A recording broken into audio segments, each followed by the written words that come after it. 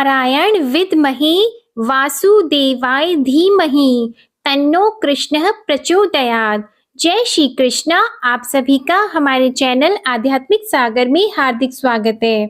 आज की इस वीडियो में आप श्रीमद् भगवद गीता सार के महात्म्य 9 और अध्याय 9 का श्रवण करेंगे। महादेव जी कहते हैं, पार्वती, अब मैं आदर पूर्वक 9वें अध्याय के महात्म्य का वर्णन करूंगा, तुम स्थिर होकर सुनो। नर्मदा के तट पर माहिष्मती नाम की एक नगरी है। वहां माधव नाम के एक ब्राह्मण रहते थे, जो वेद वेदांगों के तत्वज्ञ और समय समय पर आने वाले अतिथियों के प्रेमी थे। उन्होंने विद्या के द्वारा बहुत धन कमाकर एक महान यज्ञ का अनुष्ठान आरंभ किया। उस यज्ञ में बलि देने के लिए एक बकरा मंगाया गया। जब उसके शरीर की पूजा हो गई, तब सबको आश्चर्य में डालते हुए उस बकरे ने हंसकर उच्च स्वर से कहा, ब्राह्मण, इन बहुत से यज्ञों द्वारा क्या लाभ है? इनका फल तो नष्ट हो जाने वाला है तथा जन्म, जरा और मृत्यु के भी कारण है। यह सब करने पर भी मेरी जो वर्तमान दशा है, इसे देख लो। बकरे के इस कौतूहलजनक वचन को सुनकर यज्ञ मंडप में रहने वाले सभी लोग बहुत ही विस्मित हुए। तब वे यजमान ब्राह्मण हाथ जोड़कर अपल के नेत्रों से देखते हुए बकरे को प्रणाम करके श्रद्धा और आदर के साथ पूछने लगे।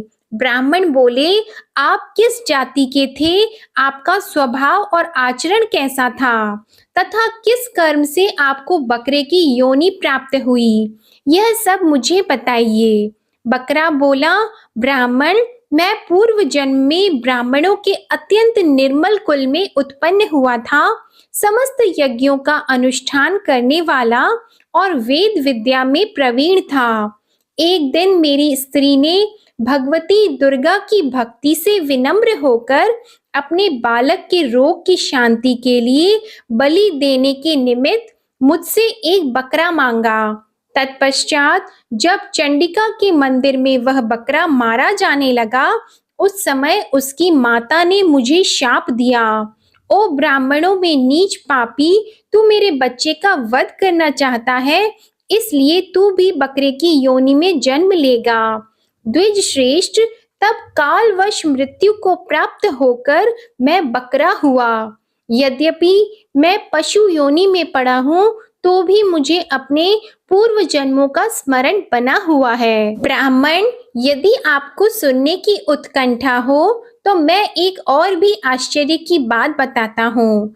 कुरुक्षेत्र नामक एक नगर है जो मोक्ष प्रदान करने वाला है। वहां चंद्र शर्मा नामक एक सूर्यवंशी राजा राज्य करते थे। एक समय जबकि सूर्य ग्रहण लगा था, राजा ने बड़ी श्रद्धा के साथ काल पुरुष का दान करने की तैयारी की। उन्होंने वेद वेदांगों के पारगामी एक विद्वान ब्राह्मण को बुलवाया और पुरोहित के साथ वे तीर्थ के पावन जल से स्नान करने को चले। तीर्थ के पास पहुंचकर राजा ने स्नान किया और 2 वस्त्र धारण किए। फिर पवित्र एवं प्रसन्न चित्त होकर उन्होंने श्वेत चंदन लगाया और बगल में खड़े हुए पुरोहित का हाथ पकड़कर तत्कालोचित मनुष्यों से घिरे हुए अपने स्थान पर लौट आए। आने पर राजा ने यथोचित विधि से भक्ति पूर्वक ब्राह्मण को काल पुरुष का दान किया। तब काल पुरुष का हृदय चीरकर उसमें से एक पाप आत्मा चांडाल प्रकट हुआ। फिर थोड़ी देर के बाद निंदा भी चांडाली रूप धारण करके काल पुरुष के शरीर से निकली और ब्राह्मण के पास आ गई। इस प्रकार चांडालों की वह जोड़ी आंखें लाल किए निकली और ब्राह्मण के शरीर में हठात प्रवेश करने लगी। ब्राह्मण मन ही मन गीता के 9वें अध्याय का जप करते थे और राजा चुपचाप यह सब कौतुक देखने लगे। ब्राह्मण के अंतःकरण में भगवान गोविंद शयन करते थे, वे उन्हीं का ध्यान करने लगे। ब्राह्मण ने जब गीता के 9वें अध्याय का जप करते हुए अपने आश्रय भूत भगवान का ध्यान किया, उस समय गीता के अक्षरों से प्रकट हुए विष्णु दूतों द्वारा पीड़ित होकर वे दोनों चांडाल भाग गए। उनका उद्योग निष्फल हो गया। इस प्रकार इस घटना को प्रत्यक्ष देखकर राजा के नेत्र आश्चर्य से चकित हो उठे। उन्होंने ब्राह्मण से पूछा, विप्रवर, इस महाभयंकर आपत्ति को आपने कैसे पार किया? आप किस मंत्र का जप तथा किस देवता का स्मरण कर रहे थे? वह पुरुष तथा वह स्त्री कौन थी? वे दोनों कैसे उपस्थित हुए? फिर वे शांत कैसे हो गए? यह सब मुझे बताइए। ब्राह्मण ने कहा, राजन, चांडाल का रूप धारण करके भयंकर पाप ही प्रकट हुआ था तथा वह स्त्री निंदा की साक्षात मूर्ति थी। मैं इन दोनों को ऐसा ही समझता हूँ। उस समय मैं गीता के 9वें अध्याय के मंत्रों की माला जपता था। उसी का महात्म्य है कि सारा संकट दूर हो गया। महीपते, मैं नित्य ही गीता के 9वें अध्याय का जप करता हूँ। उसी के प्रभाव से प्रतिग्रह जनित आपत्तियों के पार हो सका हूँ। यह सुनकर राजा ने उसी ब्राह्मण से गीता के 9वें अध्याय का अभ्यास किया। फिर वे दोनों ही परम शांति मोक्ष को प्राप्त हो गए। यह कथा सुनकर ब्राह्मण ने बकरे को बंधन से मुक्त कर दिया और गीता के 9वें अध्याय के अभ्यास से परम गति को प्राप्त किया। इति श्री महात्म्य 9 समाप्त। अध्याय 9 प्रारंभ। भगवान श्री कृष्ण अर्जुन से बोले, हे अर्जुन, तुझे दोष दृष्टि रहित भक्ति के लिए इस परम गोपनीय ज्ञान को रहस्य के सहित कहूंगा कि जिसको जानकर तू दुख रूप संसार से मुक्त हो जाएगा। यह ज्ञान सब विद्याओं का राजा तथा सब गोपनीयों का भी राजा एवं अति पवित्र, उत्तम, प्रत्यक्ष फल वाला और धर्म युक्त है। साधन करने को बड़ा सुगम और अविनाशी है। हे परंतप, इस तत्व ज्ञान रूप धर्म में श्रद्धा रहित पुरुष मेरे को न प्राप्त होकर मृत्यु रूप संसार चक्र में भ्रमण करते हैं। हे अर्जुन, मुझ सच्चिदानंद घन परमात्मा से यह सब जगत जल से बर्फ के सदृश परिपूर्ण है और सब भूत मेरे अंतर्गत संकल्प के आधार स्थित हैं। इसलिए वास्तव में मैं उनमें स्थित नहीं हूँ और वे सब भूत मेरे में स्थित नहीं हैं, किंतु मेरी योग माया और प्रभाव को देख कि भूतों का धारण पोषण करने वाला और भूतों को उत्पन्न करने वाला भी मेरा आत्मा वास्तव में भूतों में स्थित नहीं है। क्योंकि जैसे आकाश से उत्पन्न हुआ सर्वत्र विचरने वाला महान वायु सदा ही आकाश में स्थित है, वैसे ही मेरे संकल्प द्वारा उत्पत्ति वाले होने से संपूर्ण भूत मेरे में स्थित हैं। ऐसा ही जान। हे अर्जुन, कल्प के अंत में सब भूत मेरी प्रकृति को प्राप्त होते हैं, अर्थात प्रकृति में लय होते हैं और कल्प के आदि में उनको मैं फिर रचता हूँ। कैसे कि अपनी त्रिगुणमय माया को अंगीकार करके स्वभाव के वश से परतंत्र हुए इस संपूर्ण भूत समुदाय को बारंबार उनके कर्मों के अनुसार रचता हूँ। हे अर्जुन, उन कर्मों में आसक्ति रहित और उदासीन के सदृश स्थित हुए मुझ परमात्मा को वे कर्म नहीं बांधते। हे अर्जुन, मुझ अधिष्ठाता के सकाश से यह मेरी माया चराचर सहित सर्व जगत को रचती है और इस ऊपर कहे हुए हेतु से ही यह संसार आवागमन रूप चक्र में घूमता है। ऐसा होने पर भी संपूर्ण भूतों के महान ईश्वर रूप मेरे परम भाव को न जानने वाले मूढ़ लोग मनुष्य का शरीर धारण करने वाले मुझ परमात्मा को तुच्छ समझते हैं, अर्थात अपनी योग माया से संसार के उद्धार के लिए मनुष्य रूप में विचरते हुए को साधारण मनुष्य मानते हैं, जो कि वृथा आशा, वृथा कर्म और वृथा ज्ञान वाले अज्ञानी जन राक्षसों के और असुरों के जैसे मोहित करने वाले तामसी स्वभाव को ही धारण किए हुए हैं। परंतु हे कुंती पुत्र, दैवी प्रकृति के आश्रित हुए जो महात्मा जन हैं, वे तो मेरे को सब भूतों का सनातन कारण और नाश रहित अक्षर स्वरूप जानकर अनन्य मन से युक्त हुए निरंतर भजते हैं। वे दृढ़ निश्चय वाले भक्त जन निरंतर मेरे नाम और गुणों का कीर्तन करते हुए तथा मेरी प्राप्ति के लिए यत्न करते हुए और मेरे को बारंबार प्रणाम करते हुए सदा मेरे ध्यान में युक्त हुए अनन्य भक्ति से मुझे उपासते हैं। उनमें कोई तो मुझ विराट स्वरूप परमात्मा को ज्ञान यज्ञ के द्वारा पूजन करते हुए एकत्व भाव से, अर्थात जो कुछ है सब वासुदेव ही है, इस भाव से उपासते हैं, और दूसरे पृथकत्व भाव से अर्थात स्वामी सेवक भाव से और कोई कोई बहुत प्रकार से भी उपासते हैं। क्योंकि कृतु अर्थात श्रौत कर्म मैं हूँ, यज्ञ अर्थात पंच महायज्ञ आदि स्मार्त कर्म मैं हूँ, स्वधा अर्थात पितरों के निमित्त दिया जाने वाला अन्न मैं हूँ, औषधि अर्थात सब वनस्पतियां मैं हूँ, एवं मंत्र मैं हूँ, घी मैं हूँ, अग्नि मैं हूँ और हवन रूप क्रिया भी मैं ही हूँ।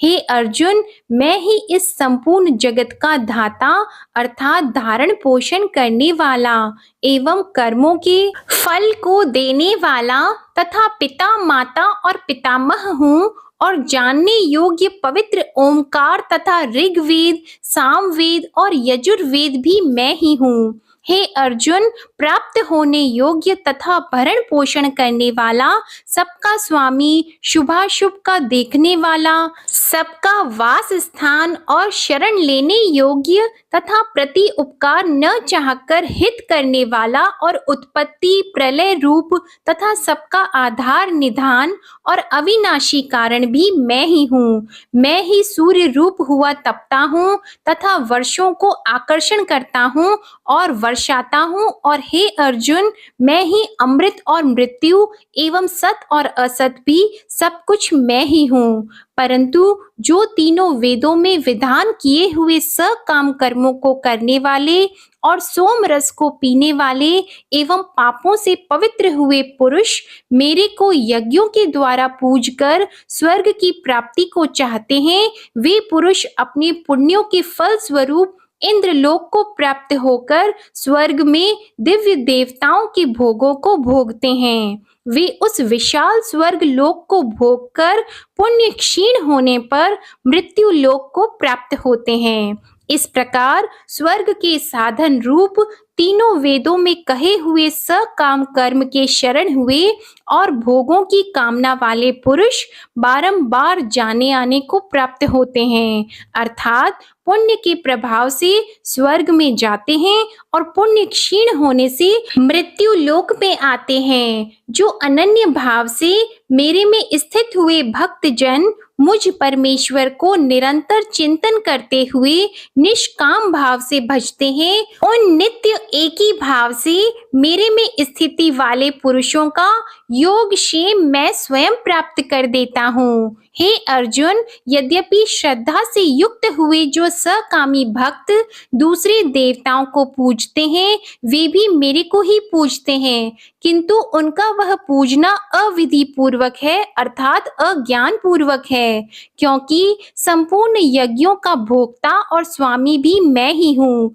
परंतु वे मुझ अधियज्ञ स्वरूप परमेश्वर को तत्व से नहीं जानते हैं, इसी से गिरते हैं अर्थात पुनर्जन्म को प्राप्त होते हैं। कारण यह नियम है कि देवताओं को पूजने वाले देवताओं को प्राप्त होते हैं, पितरों को पूजने वाले पितरों को प्राप्त होते हैं, भूतों को पूजने वाले भूतों को प्राप्त होते हैं, और मेरे भक्त मेरे को ही प्राप्त होते हैं। इसलिए मेरे भक्तों का पुनर्जन्म नहीं होता।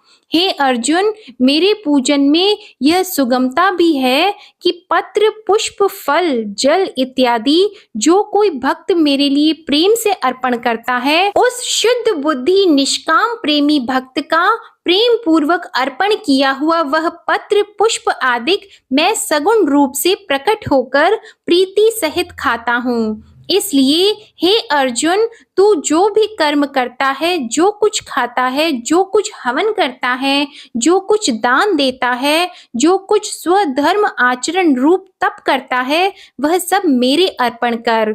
इस प्रकार कर्मों को मेरे अर्पण करने रूप संन्यास योग से युक्त हुए मन वाला तू शुभ अशुभ फल रूप कर्म बंधन से मुक्त हो जाएगा और उनसे मुक्त हुआ मेरे को ही प्राप्त होएगा। यद्यपि मैं सब भूतों में समभाव से व्यापक हूँ, न कोई मेरा अप्रिय है और न प्रिय है, परंतु जो भक्त मेरे को प्रेम से भजते हैं वे मेरे में और मैं भी उनमें प्रत्यक्ष प्रकट हूँ। मेरी भक्ति का और भी प्रभाव सुन। यदि कोई अतिशय दुराचारी भी अनन्य भाव से मेरा भक्त हुआ मेरे को निरंतर भजता है, वह साधु ही मानने योग्य है, क्योंकि वह यथार्थ निश्चय वाला अर्थात उसने भली प्रकार निश्चय कर लिया है कि परमेश्वर के भजन के समान अन्य कुछ भी नहीं है। इसलिए वह शीघ्र ही धर्मात्मा हो जाता है और सदा रहने वाली परम शांति को प्राप्त होता है। हे अर्जुन, तू निश्चय पूर्वक सत्य जान कि मेरा भक्त नष्ट नहीं होता, क्योंकि हे अर्जुन, स्त्री, वैश्य और शूद्र आदि तथा पाप योनि वाले भी जो कोई होते हैं वे भी मेरे शरण होकर तो परम गति को ही प्राप्त होते हैं। फिर क्या कहना है कि पुण्यशील ब्राह्मण जन तथा राजर्षि भक्त जन परम गति को प्राप्त होते हैं। इसलिए तू सुख रहित और क्षण भंगुर इस मनुष्य शरीर को प्राप्त होकर निरंतर मेरा ही भजन कर। अर्थात मनुष्य शरीर बड़ा दुर्लभ है, परंतु हे नाशवान और सुख रहित, इसलिए काल का भरोसा न करके तथा अज्ञान से सुख रूप भासने वाले विषय भोगों में न फंसकर निरंतर मेरा ही भजन कर। केवल मुझ सच्चिदानंद घन वासुदेव परमात्मा में ही अनन्य प्रेम से नित्य निरंतर अचल मन वाला हो और मुझ परमेश्वर को ही श्रद्धा प्रेम सहित निष्काम भाव से नाम गुण और प्रभाव के श्रवण कीर्तन मनन और पठन पाठन द्वारा निरंतर भजने वाला हो तथा मुझे शंख चक्र गदा पद्मा और किरीट कुंडल आदि भूषणों से युक्त पीतांबर वनमाला और कौस्तुभ मणिधारी विष्णु का मन वाणी और शरीर के द्वारा सर्वस्व अर्पण करके अतिशय श्रद्धा भक्ति और प्रेम से विठलता पूर्वक पूजन करने वाला हो और मुझ सर्वशक्तिमान विभूति बल ऐश्वर्य माधुर्य गंभीरता उदारता वात्सल्य और सुहृदयता आदि गुणों से संपन्न सबके आश्रय रूप वासुदेव को विनय भाव पूर्वक भक्ति सहित साष्टांग दंडवत प्रणाम कर। इस प्रकार मेरे शरण हुआ तू आत्मा को मेरे में एक ही भाव करके मेरे को ही प्राप्त होएगा। इति श्री श्रीमद् भगवत गीता सार अध्याय 9 समाप्त। जय श्री कृष्णा। अगली वीडियो में आप श्रीमद् भगवत गीता की महात्म्य 10 का प्रसंग सुनेंगे। इसके लिए आप हमारे चैनल को सब्सक्राइब कर लें और बेल आइकन भी दबाएं, जिससे आपको हमारे आने वाले वीडियोस की नोटिफिकेशन मिलती रहे। यह वीडियो पसंद आए तो इसे लाइक करें, शेयर करें और कमेंट में जय श्री कृष्णा लिखना ना भूलें। धन्यवाद।